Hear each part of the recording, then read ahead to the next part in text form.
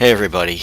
So I thought it would be a lot faster if I demonstrated some of the stuff I've been working on rather than try to document it as I go, because it's just changing too fast to waste time on documentation at the moment. So let me show you kind of where this is going so you can kind of plan the stuff we're going to have to work with here, I guess. The number one thing I guess we started talking about yesterday was these queues, and so I've got in Azure here, I've got a queue. Service bus name was Vandelay55. I got this one Hyman Q2. I also have another account that's got other queues in it, and we need the ability to be able to move things around pretty easily and connect to things. So I created this client. It's just a .NET application, and its whole purpose in life here is to talk to these queues and do what we need it to do. So here, for instance, I'm connected to that Vandelay55 Hyman Q2 thing. But I can change my connection to another account, and then it's got, this one has two different queues in it. I also have the ability with this thing to create queues, and it's got the, I brought out most of the important attributes. We'll see if we need different ones. Test queue, create it, and you'll see that it created all three of these.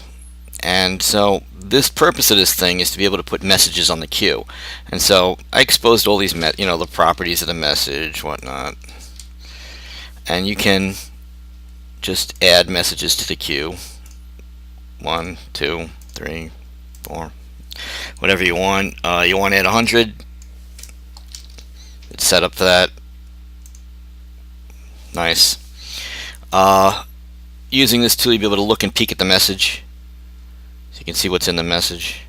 You also have the ability to hear and just kill them all real quickly. Alright, so it's kind of nice. Upload a file. So let's say there's a CXML file we want. Send a file. File's in there. Send a couple more messages afterwards. Change this a little bit here.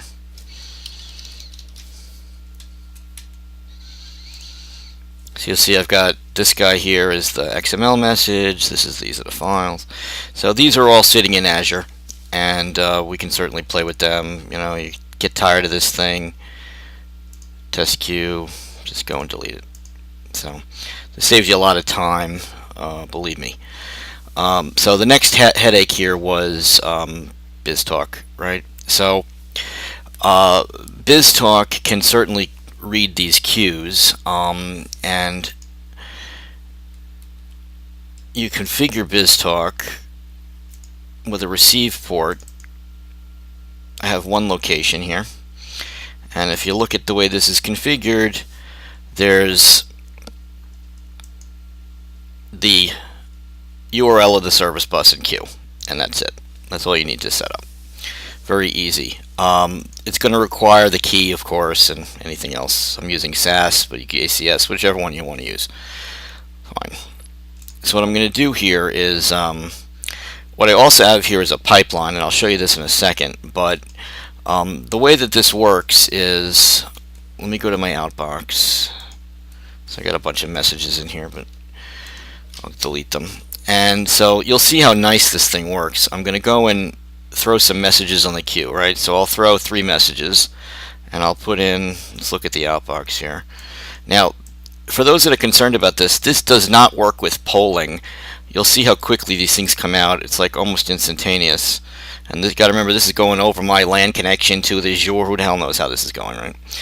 So send this 3 messages. Now I got to do it to the right queue. That would help, right? So it's the this guy here. Vandelay55, sample queue, 3 messages. There they are. Okay. Let's take a look. Let's do 100.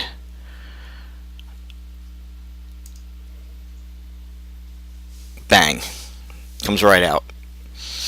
And the way that this stuff works is through they have something called a message pump that it's an event. It's not like a poll. Now, I guess how, that's kind of a bunch of nonsense, right? I mean, everything's polling in some way, but this thing seems very, very nice. And if you look in the message here, if I edit this, all I have here is my payload.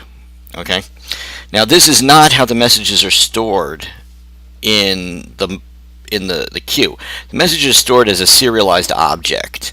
And so what I'll do is I'll change the pipeline here. This pipeline that I have pulls out the payload of the message. I'm going to just change the pipeline to a pass-through pipeline.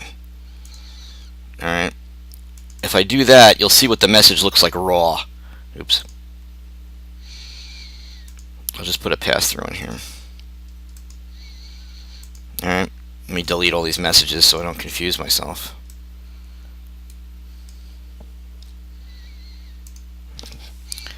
And we'll take a message, and we'll just shove one message in here. It just says test message hello, right? So I'll put one in, send a message, and you'll see it came out. And this is what it looks like in its raw state. Oops, that didn't seem to work. Let's see if I probably didn't hit OK, right? Make sure I set it properly. Save locations, properties, pass through. Alright, let's try this again. Sorry about that. Do it again here. Oops.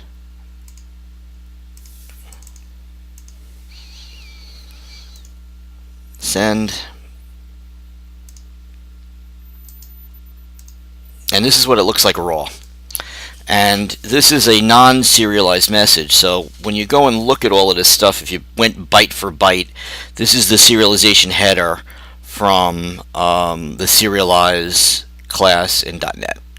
And so what I do is, in my pipeline, I unmask this guy. And so what the pipeline looks like that I have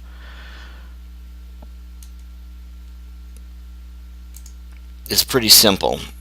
This project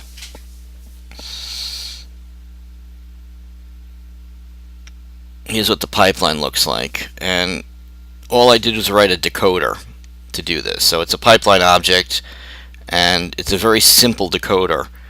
The decoder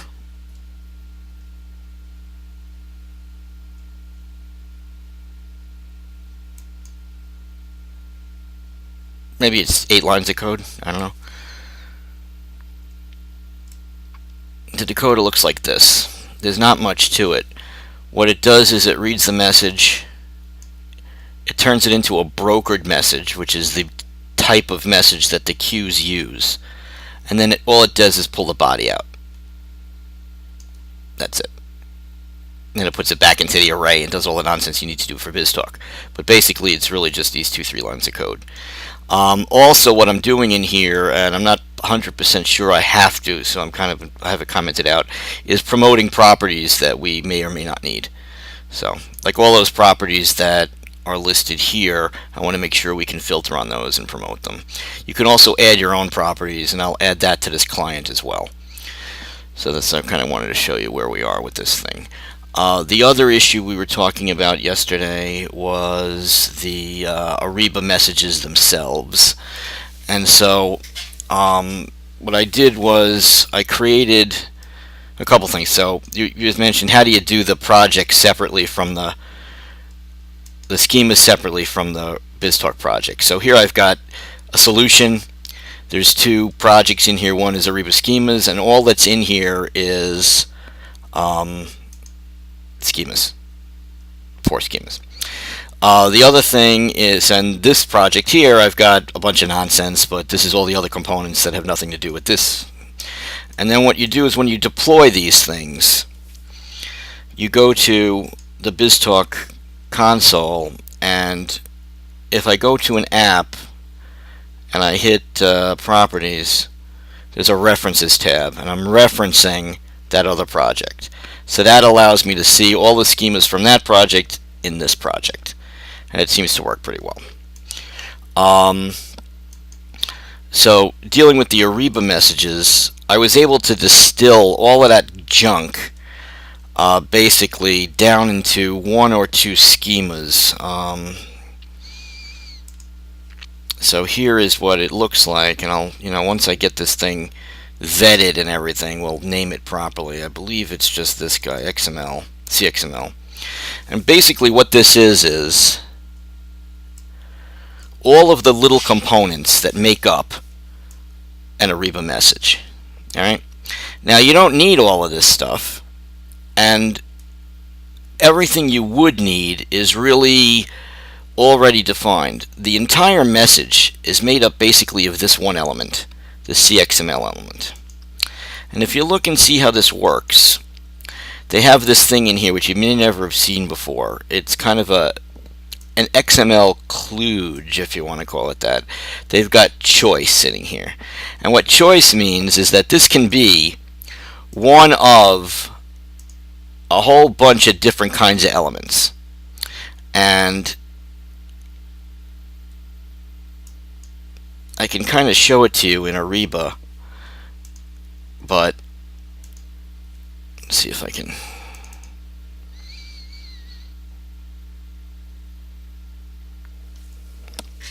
find the file in here.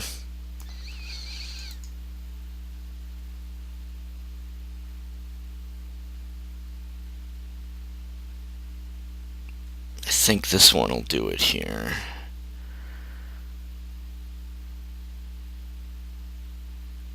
Well, we'll see. Oops. So let's see if I can open that existing one. Open, and I think I have one here. I think this is similar to the one we've got. And the way that this works is, if you go and find that element, actually this isn't a good, I don't know if this is a good file or not. When you open the exact one that we're using,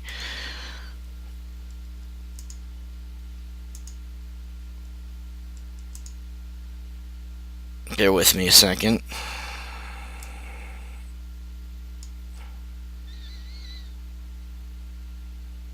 Users, administrator, documents, Visual Studio, projects. Here we go.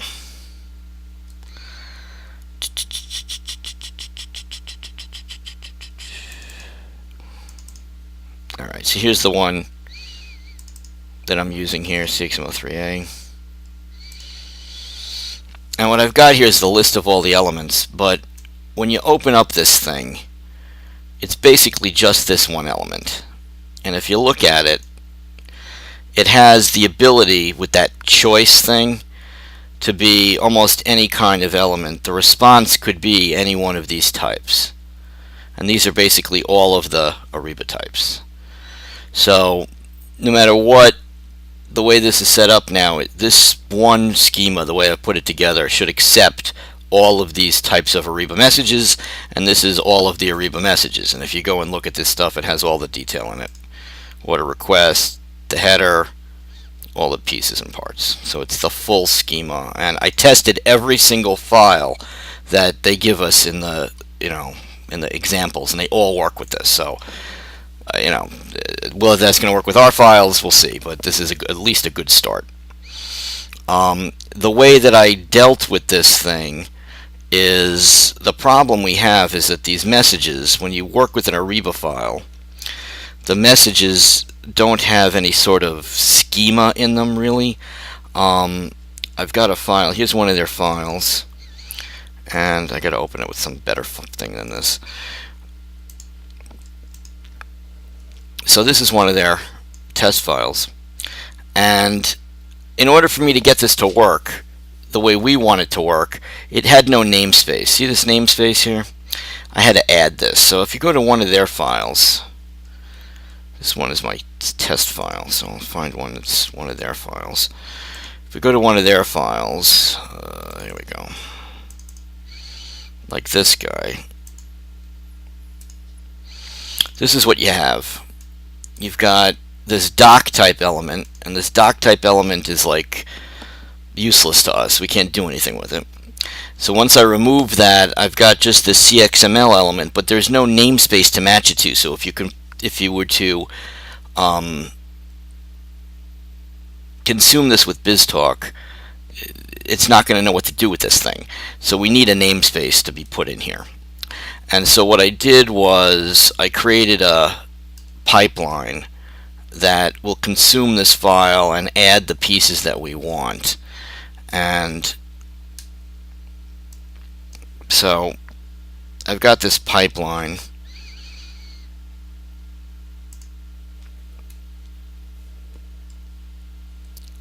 And I'll show it to you here. Too many windows. So I have this, I have an inbox, right, and it's going to go to C:\in, and this inbox is using my CXML pipeline. And the CXML pipeline I created has a bunch of properties. The name of the envelope element, the name of the envelope namespace, do I want to remove that doc type thing, and what do I want to put as a CXML namespace. So I'll do that.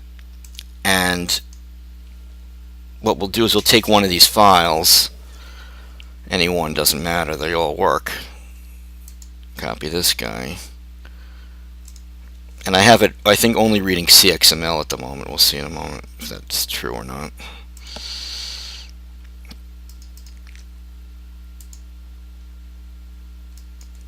So I'll go to my inbox here. I'll put this file in. I'm not sure it'll get consumed. I think I have to have BCX. Yeah, it got consumed. Okay. And so here's my CXML output. And if we look at this, it did exactly what I told it to do. Actually, it's easier to read in this. So it took that doc type thing and created a attribute out of it. It created an ATS element, but it could be anything you want, and it added a namespace right here to this file. And so then this thing can go right through whatever we needed to do with the full CXML documents right in here. So when we output one of these, we're obviously going to have to bring this guy back, but it's right here, so we don't have to go look for it or create it. All I got to do is turn this into an element from an attribute, and then possibly remove this. I don't even know if it's going to be a problem for Ariba or not, but no big deal to remove one attribute. And that's it. That'll be what we'll output from this thing. Of course, we're going to have to map to those schemas, but that'll be a challenge once we get some data to play with that. So I kind of wanted to show you where we were with this. What I'm going to try to do is clean up that this client thing a little bit today, and I'll put it out somewhere where we can all get to it, and then as I'll do like a daily build thing with it, so like as it gets bigger and bigger, we'll just get the latest version. Alright, so that's it. I thought this would be a little faster than me trying to document all of this stuff. Talk to you later.